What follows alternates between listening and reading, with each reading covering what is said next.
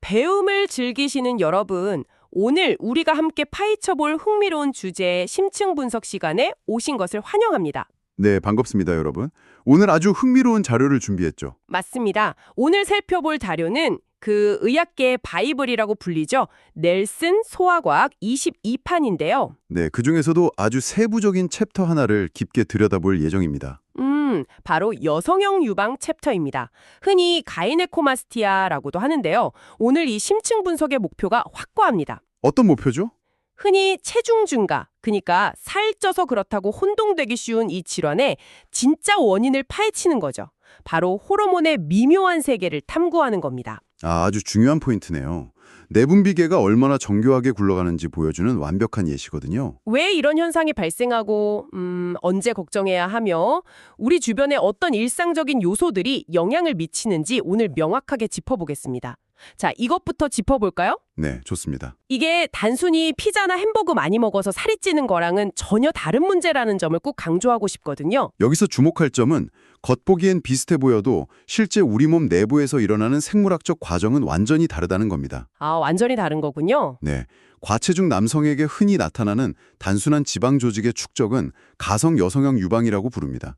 말 그대로 가짜라는 뜻이죠. 가짜? 그럼 진짜는 뭔가요? 실제 유선 조직 자체가 증식하는 것을 진성 여성형 유방이라고 명확히 구분합니다. 그 진성을 판별하는 기준 같은 게 있나요? 아주 구체적인 수치가 진단 기준에 있습니다. 유두랑 유륜 바로 아래에 동심원 모양으로 위치한 조직이어야 하고요. 네, 최소 0.5cm 직경에 만져지는 섬유선 조직이어야 합니다. 0.5cm요? 그러니까 단순히 푹신한 지방이 아니라 만졌을 때 뭔가 단단하게 잡히는 조직이라는 거네요. 맞습니다. 피부 밑에 숨어있는 탄력 있는 원반 모양의 조직이라고 시각화하시면 이해가 빠르실 겁니다. 이 정확한 감별 진단이 모든 과정의 첫 단추거든요. 머릿속에 딱 그려지네요. 자, 그럼 이 현상이 평생 아무 때나 무작위로 생기는 건 아닐 텐데요. 물론 아닙니다. 인생에서 크게 세 가지 시기에 집중적으로 나타나는 생리적 역학을 보입니다. 첫 번째 시기가 좀 놀랍더라고요. 신생아기입니다. 네, 갓 태어난 아기들이죠. 남자 신생아의 무려 60에서 90%에서 발생한다고 하니까 사실상 거의 다 겪는 거잖아요. 굉장히 흔한 비율이죠. 그 원인은 임신 중에 아기가 모체의 에스트로겐, 즉 여성 호르몬에 노출되었기 때문입니다. 엄마의 호르몬 영향이군요. 이게 양쪽이 좀 비대칭덕일 수도 있고 심지어 약 5%에서는 유죽 분비가 관찰되기도 하죠. 갈락토루아라고 부릅니다. 맞아요.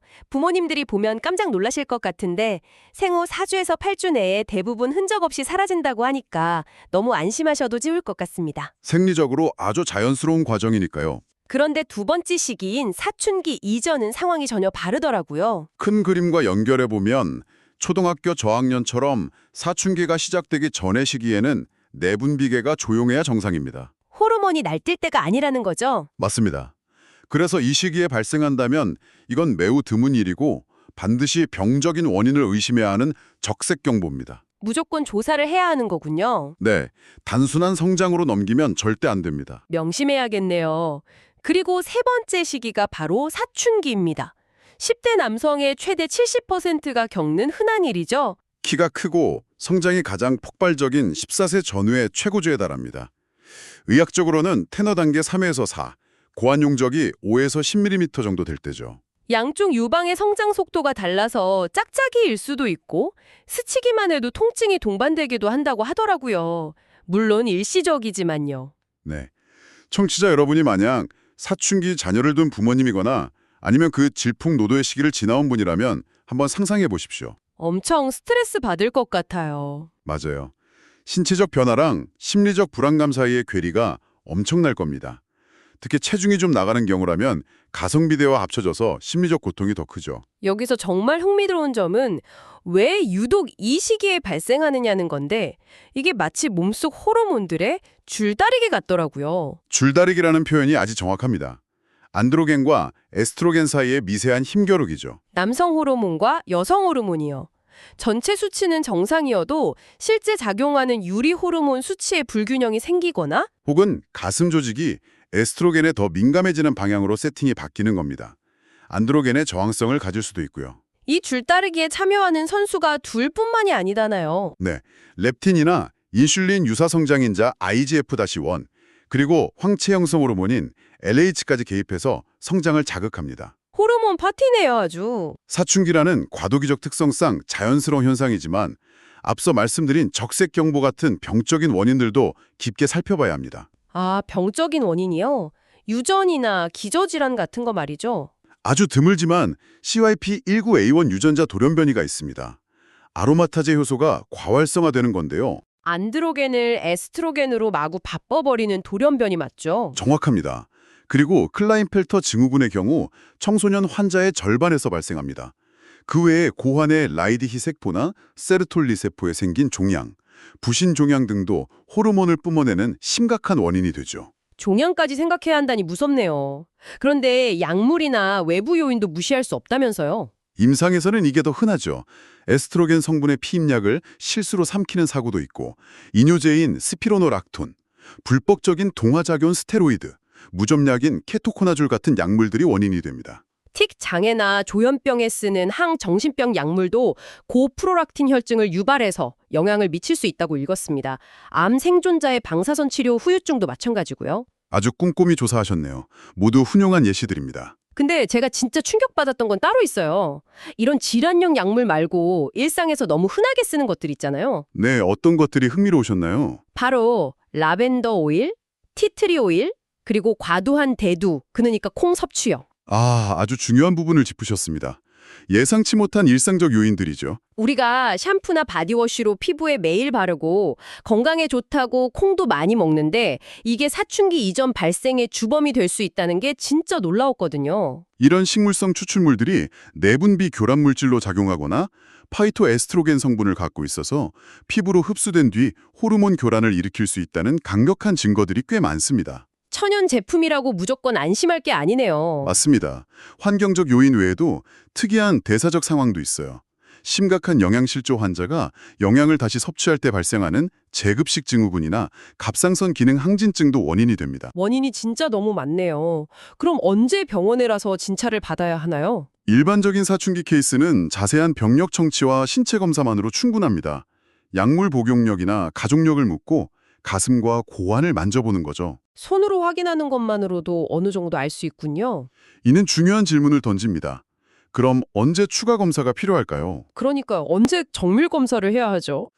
소아 내분비학에서는 명확한 위험 신호, 즉 Suspicious Features 가이드라인을 둡니다. 어떤 기준인가요? 직경이 4cm를 초과하는 거대 유방이거나 매우 빠르게 진행되거나 2년 이상 끈질기게 지속될 때입니다. 아, 2년이 넘어가면 안 좋군요. 네, 그리고 17세 이후에도 지속되는 경우도 마찬가지입니다. 이런 위험 신호가 있거나 사춘기 이전에 발병했다면 지체 없이 추가 검사를 해야 합니다. 추가 검사라면 결국 피를 뽑아서 호르몬 수치를 보는 걸 텐데 이때 주의사항이 가급적 아침에 실시해야 한다는 거더라고요. 맞습니다. 일주기 변동성 때문이죠. 호르몬 분비량이 하루 종일 똑같은 게 아니니까요. 정확합니다. 갑상선 호르몬, 테스토스테론, 에스트라디올, HCG, LH, FSH 같은 수치들을 조막적으로 측정해서 어디가 문제인지 추적합니다. 클라인펠터 증후군이 의심되거나 생식선 자극 호르몬 수치가 높을 땐 핵형 분석이라는 것도 필수적이라고 자료에 나와 있었어요. 네, 염색체를 보는 거죠.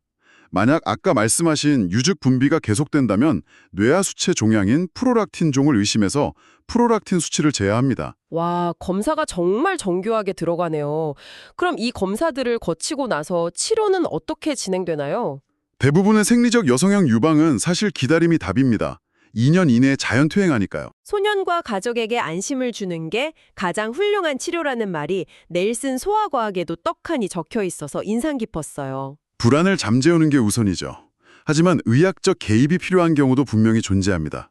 여기서 치료법의 팩트 체크를 좀 해볼까요? 네, 약물 치료 같은 거요. 과거엔 합성 안드로겐을 쓰기도 했지만 부작용 때문에 소아청소년에겐 거의 쓰지 않습니다. 아로마타제 억제제도 임상시험 결과가 실망스러웠고요. 그럼 쓸 수 있는 약이 별로 없네요. 현재로선 에스트로겐 기량제인 타목시펜이나 이보다 더 우수한 효과를 보인 랄록시펜 정도가 대안입니다. 언제 먹어도 효과가 있나요? 아니요. 발병 초기가 중요합니다. 12개월 미만일 때 3에서 9개월간 사용하는 게 그나마 효과적이고 조직이 이미 단단해진 심한 경우엔 성공률이 현저히 낮아집니다. 골든타임이 있다는 거군요. 그럼 시기를 놓치거나 약으로도 안 되면 수술을 해야겠네요? 네, 유방 발달이 너무 과도해서 테너 단계 3에서 5에 이르거나 심각한 심리적 고통을 유발하거나 18에서 24개월 후에도 퇴행하지 않을 때 수술적 절제를 고려합니다. 수술 시기도 중요하다고 들었는데요. 가급적 사춘기 발달이 거의 끝난 남성에게 권장됩니다. 단, 무작정 메스를 대기 전에 반드시 비생리적 원인, 즉 병적인 원인을 배제하는 검사가 선행되어야 한다는 점을 거듭 강조하고 싶습니다. 원인부터 제대로 잡아야 한다는 거군요. 자, 오늘 이렇게 넬슨 소아과학을 통해 심층적으로 내용을 살펴봤습니다. 네, 굉장히 방대한 내용을 밀도 있게 다뤘네요. 핵심을 요약해보자면 이 현상은 대부분의 남성이 살면서 겪는 아주 자연스럽고 일시적인 호르몬의 통과 의례라는 겁니다. 너무 두려워할 필요가 없죠? 맞습니다.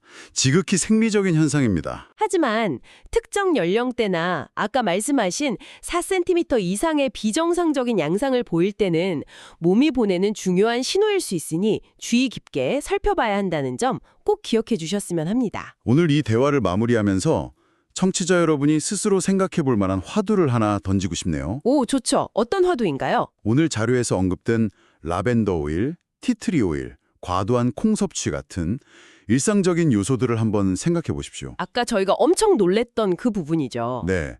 우리가 매일 무심코 피부에 바르거나 먹는 화장품, 허브 제품들이 우리 몸의 정교한 호르몬 시스템과 어떻게 소리 없이 상호작용하고 있을까요? 보이지 않는 곳에서 계속 영향을 주고 있을 수 있겠네요. 혹시 우리의 현대적인 환경 자체가 우리 몸의 내분비계에 전혀 예상치 못한 방식으로 발을 걸고 있는 것은 아닐까요? 와, 환경과 호르몬의 소리 없는 대화라. 오늘 밤 화장품 성분표를 유심히 보게 될 것 같은 도발적인 질문이네요. 여러분 스스로 탐구해 볼 가치가 있는 주제라고 생각합니다. 맞습니다. 청취자 여러분도 이 질문의 바탕으로 우리 주변의 환경과 내 몸의 상호작용에 대해 후속 탐구를 해보시길 적극 격려합니다. 오늘 깊이 있는 분석 시간은 여기서 마무리하겠습니다. 배움을 즐기시는 여러분, 우리는 다음 시간에 더 흥미로운 주제로 찾아오겠습니다.